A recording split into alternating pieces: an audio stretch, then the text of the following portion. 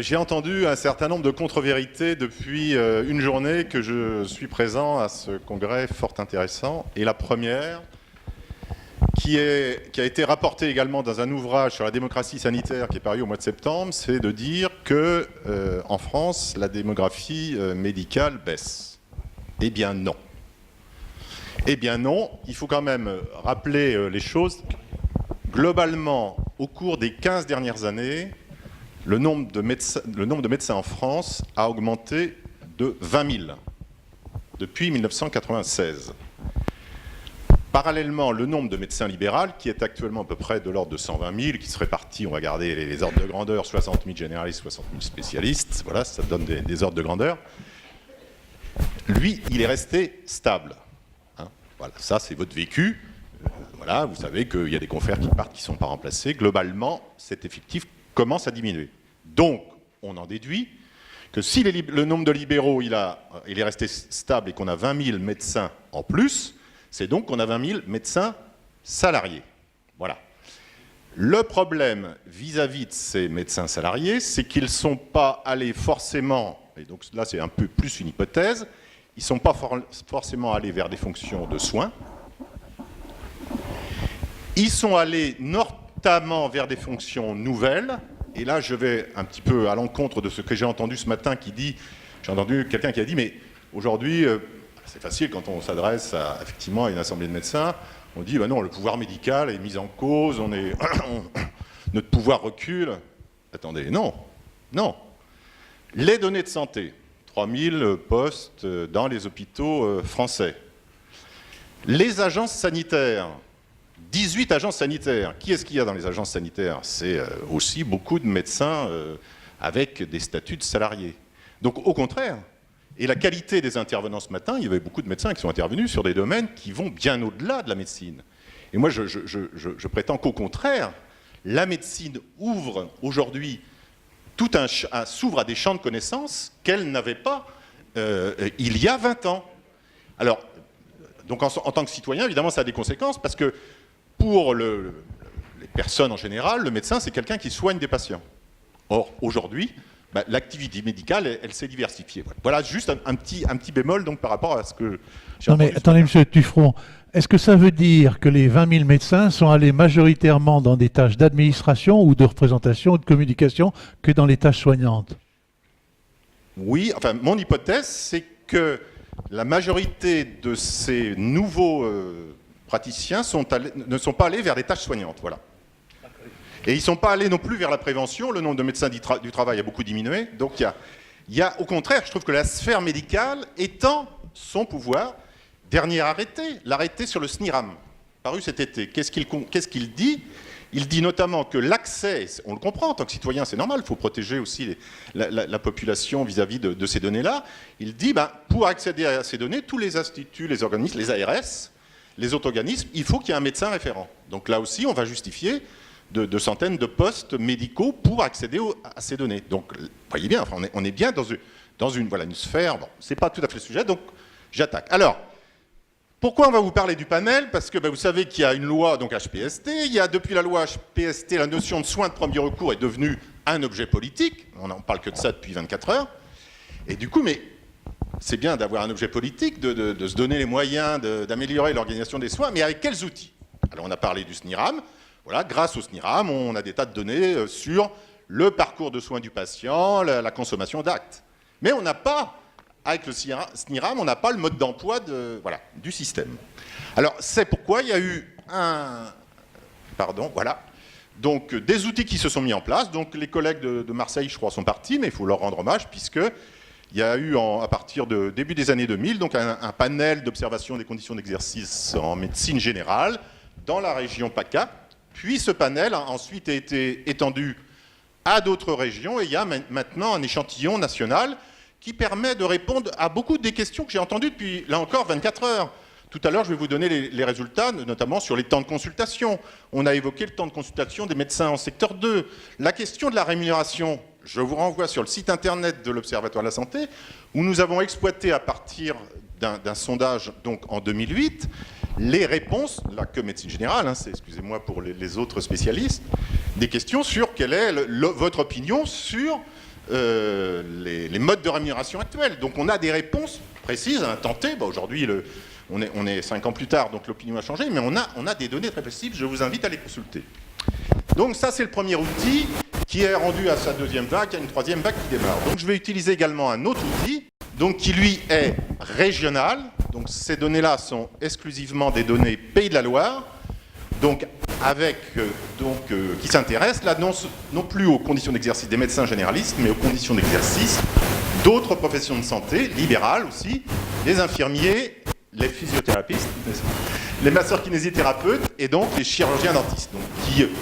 Donc c'est un matériau qui a été construit, co-construit véritablement dans la région avec le soutien de l'Agence régionale de santé et avec les URPS, parce qu'on n'avait pas l'expertise métier, donc on a travaillé avec chaque union. Alors les résultats, des choses qui ne vont pas être des surprises. Donc la première chose, c'est l'installation en groupe. Donc je vous dirai à chaque fois qu'est-ce qui est des données régionales, parce qu'on a quand même quelques comparaisons pour les médecins. Alors, vous avez en bas, là, vous avez les chiffres en bas, hein, donc c'est la proportion donc, de médecins généralistes en groupe dans les Pays de la Loire. Vous avez les chiffres, donc, pas les médecins, pardon, les différentes professions de santé. Donc ça va de 92% pour les infirmiers libéraux, 80% donc pour les masseurs-kinésithérapeutes, et la même proportion donc pour les dentistes et les médecins généralistes. On est 2 sur 3 en groupe. Première information, donc on voit des modes d'organisation, des modes de regroupement qui sont différents selon les métiers. Alors, vous allez me dire, mais vous n'avez pas dit ce que c'est qu'un groupe. Ben, un groupe, c'est 2 personnes. Oui, un groupe, c'est 2 professionnels de santé, quel que soit leur métier.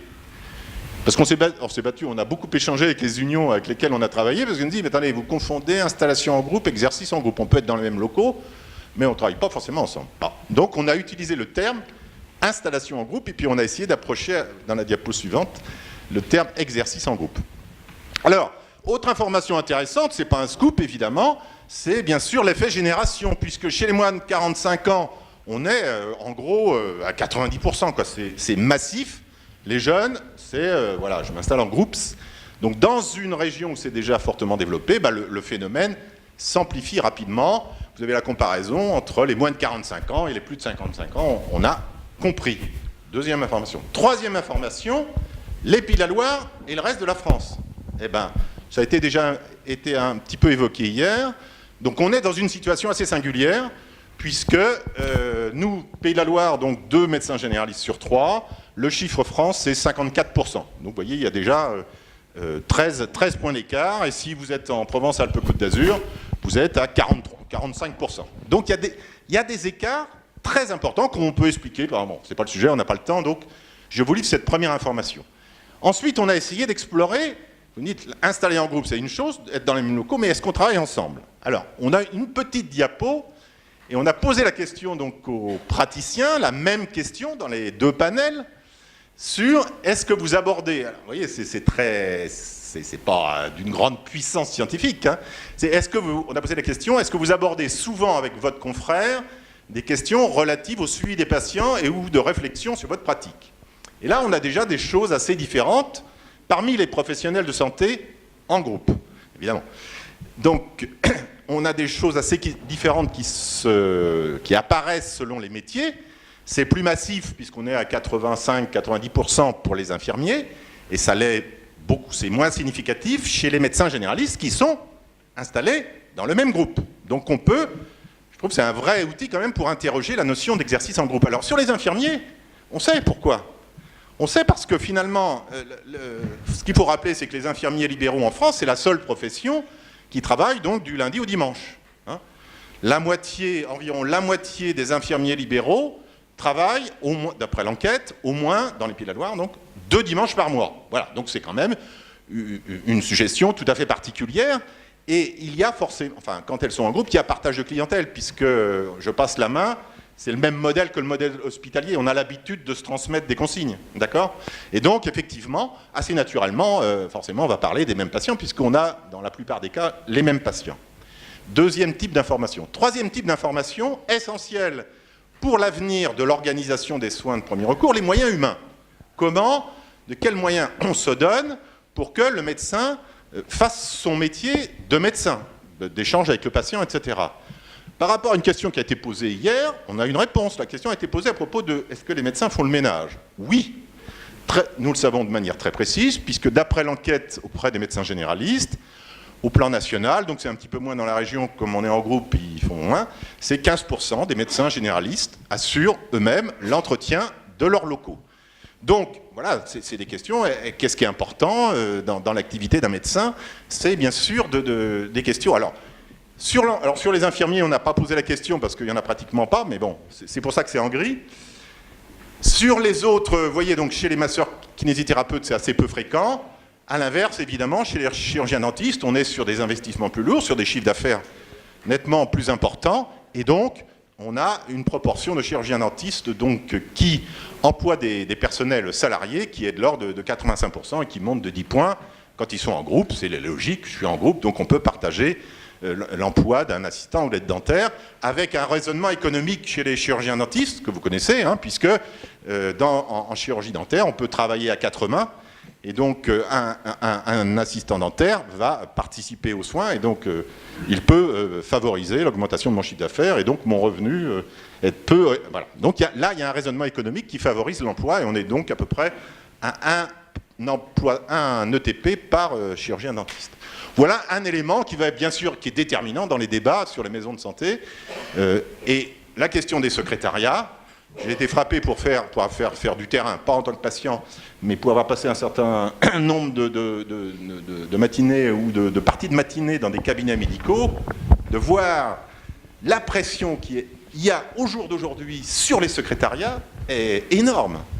De voir les secrétaires qui faisaient ça à longueur de temps, le temps que, voilà, les demi-heures ou 3/4 d'heure que j'ai attendu, montre, et il est évident que la densification des soins, la charge que vous ressentez en tant que médecin généraliste, en amont, il y a une secrétaire qui se prend aussi une charge mentale très importante. Alors, donc l'emploi, après l'emploi, autre information, ça a été, voilà. Alors ça, c'est un dossier qu'on a essayé d'ouvrir, qui est la question de la coordination. Alors ça a été assez compliqué parce que, dans le sens commun, dans nos réunions, dans nos échanges avec les unions, avec tout le monde, on entend souvent les professionnels de santé ne se coordonnent pas entre eux. Bon, moi j'avoue que je n'ai pas d'opinion là-dessus. J'essaie en tout cas d'aborder cette question-là de la manière la plus neutre possible. Et du coup, on a interrogé différents professionnels de santé, les médecins généralistes, ça ne figure pas, mais je vous explique pourquoi, les infirmiers libéraux, les kinés, on leur a demandé. Pas en général, ça ne veut rien dire. Donc on leur a demandé, vous prenez la dernière personne âgée dépendante que vous avez vue à domicile ou dans votre cabinet, et est-ce que pour vous c'est facile de se coordonner? Bon, vous avez le score. Le score c'est 90% des infirmiers, pardon, et presque autant des masseurs kinésithérapeutes disent bah non, on n'a pas de problème, c'est facile de se coordonner. Bon. Médecin généraliste, la question était formulée de manière différente, mais le résultat était du même ordre. On se dit, c'est quoi le problème? Quand on interroge les professionnels, ils nous disent, c'est facile de se coordonner. Or, on sait que vu les emplois du temps du médecin généraliste, de l'infirmier ou du kiné, c'est quand même compliqué d'échanger, de se retrouver en même temps au pied du patient, évidemment, ça pose des c'est pas financé, etc. Bon, donc on a essayé d'explorer cette question et on a essayé d'aller plus loin. Alors,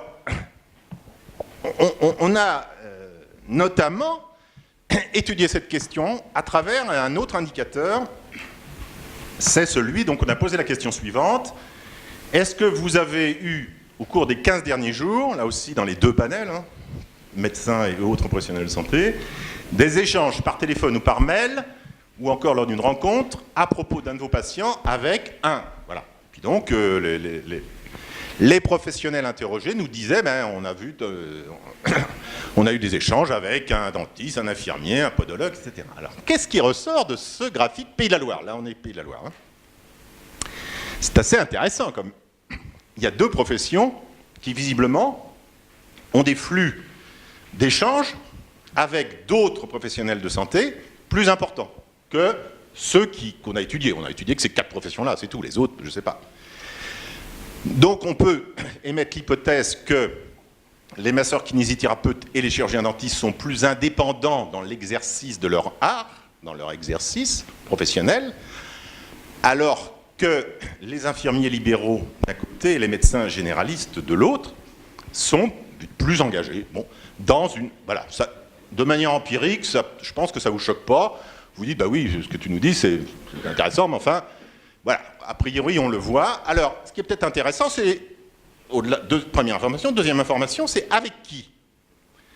Alors, les infirmiers, c'est avec qui? C'est le médecin généraliste. Bah oui, évidemment, c'est le prescripteur. Donc là, les échanges, on va y revenir.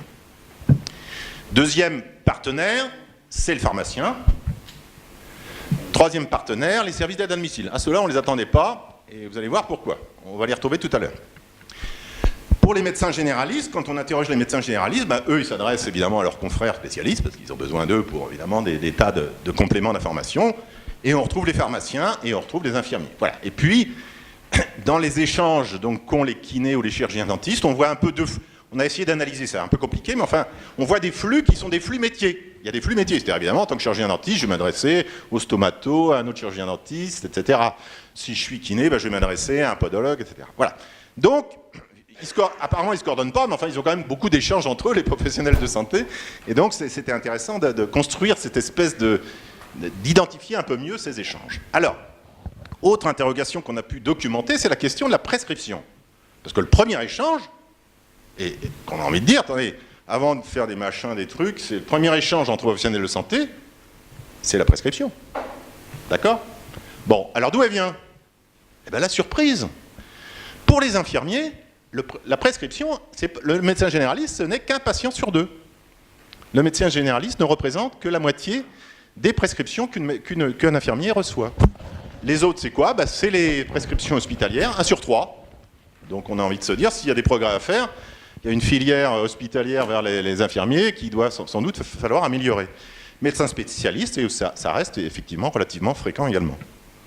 La structure est différente pour les kinésithérapeutes, où là c'est majoritairement des flux qui viennent du médecin généraliste. Alors, comme on a l'esprit mal tourné, vous le savez bien, et donc on s'est intéressé non seulement au flux, mais à la qualité des flux. Donc on a interrogé ces professions-là, on leur a demandé, mais est-ce que vous avez jugé que les informations qui étaient, la prescription, le contenu de la prescription était suffisamment explicite pour faire de votre métier, quoi. Alors, voilà. Alors, attendez, j'ai sauté une épaule. Donc, simplement pour illustrer le fait que les prescriptions, ça nourrit des flux d'informations, des coups de fil, des échanges nombreux, puisque pour les kinés, c'est une prescription sur 4, et pour les infirmiers, c'est 1 sur 2, pour lequel il y a eu échange avec les infirmiers. Alors, c'est très fréquent avec les infirmiers parce qu'on a un effet âge et durée de prise en charge. Donc, on montre dans le modèle que plus le patient est âgé, plus la durée de prise en charge est longue, plus il y a d'échanges, ce qui paraît assez logique, on est rassuré.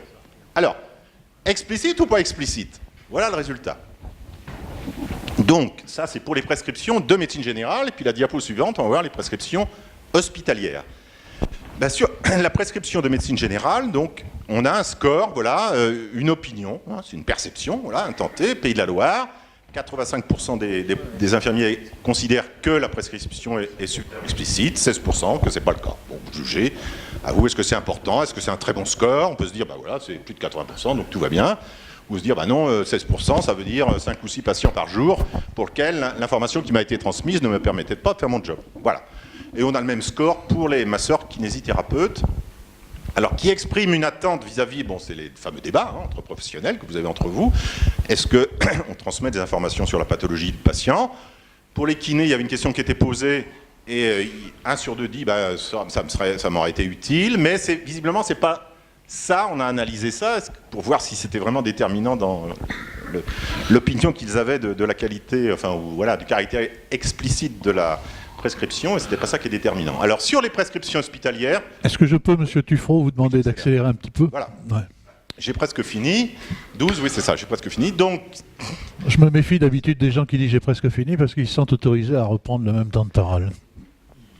Les prescriptions hospitalières, donc on a à peu près les mêmes scores. Bon, je ne vais pas insister lourdement, je vais terminer alors par la dernière diapo, sur les soins d'hygiène, puisque ça, c'est quelque chose qui est, quand on l'a présenté, puisqu'on l'a présenté jeudi dernier pour la première fois à l'ARS et aux URPS, alors on le présentera, j'espère, bientôt aux URPS médecins, c'est la prescription des soins d'hygiène. Vous savez que les personnes âgées dépendantes, c'est souvent associé à des soins d'hygiène qui sont délivrés par différents professionnels.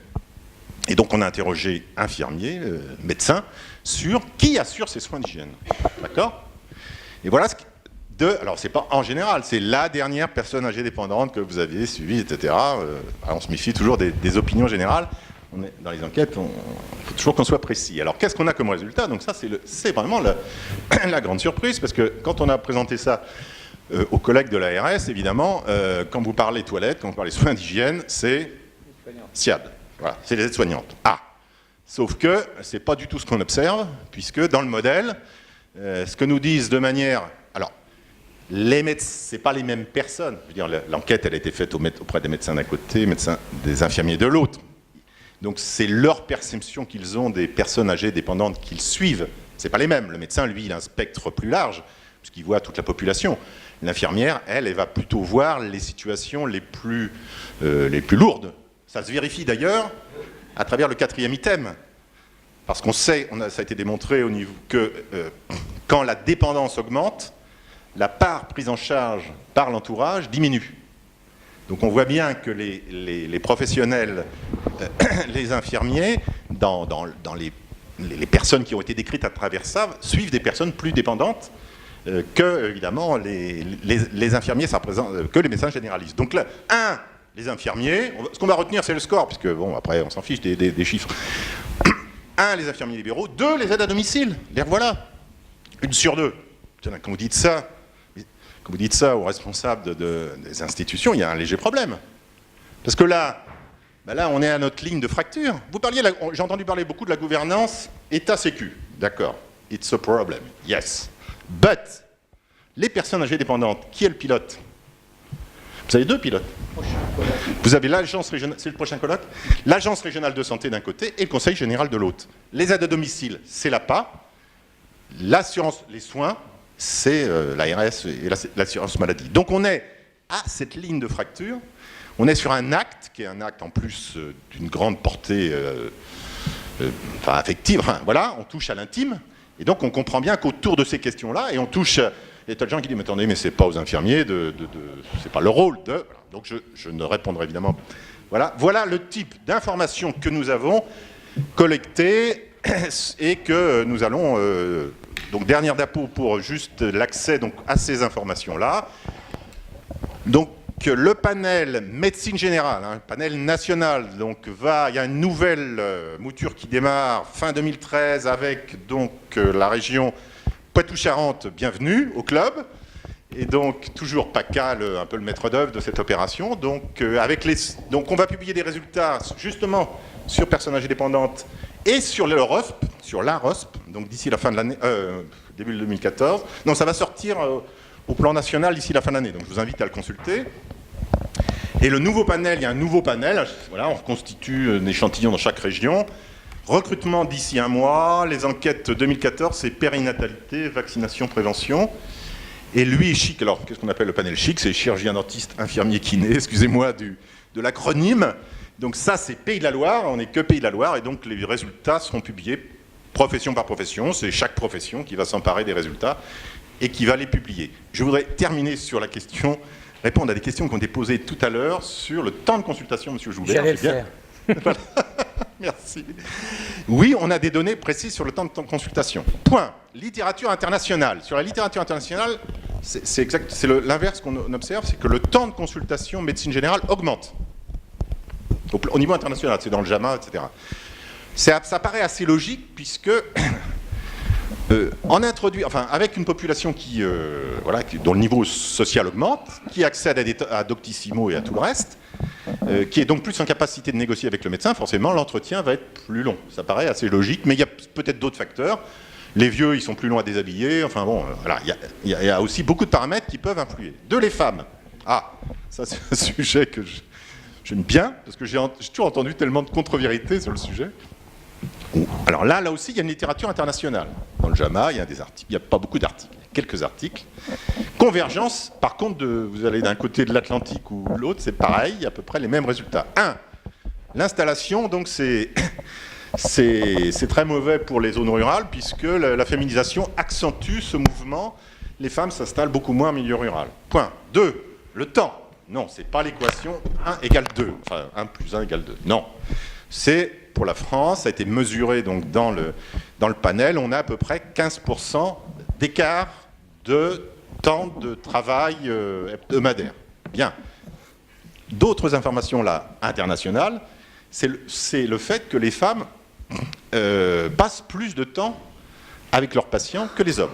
Alors, ce qui est contre-productif, puisque comme déjà elles travaillent moins et qu'elles passent plus de temps, donc elles gagnent beaucoup moins que les hommes. Voilà, en médecine générale, et c'est assez intéressant.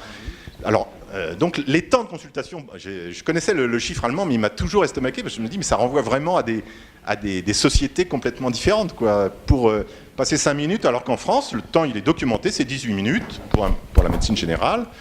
Il était de 15 minutes. Hein. On a pris, grosso modo, donc c'est complètement cohérent avec ce qu'on observe au niveau international. Il y a une augmentation du temps de consultation. Et les femmes, donc, le contenu de l'échange est différent. Les femmes accordant plus d'importance à l'environnement psychosocial. Autre différence, et je terminerai, merci, excusez-moi, elles également, d'après la littérature, c'est dans le JAMA, elles sont plus à même de participer aux échanges avec les autres professionnels de santé, ce qui est évidemment un enjeu. Voilà, mais je vous renvoie aux articles qui sont parus dans ce domaine. Merci. Merci François pour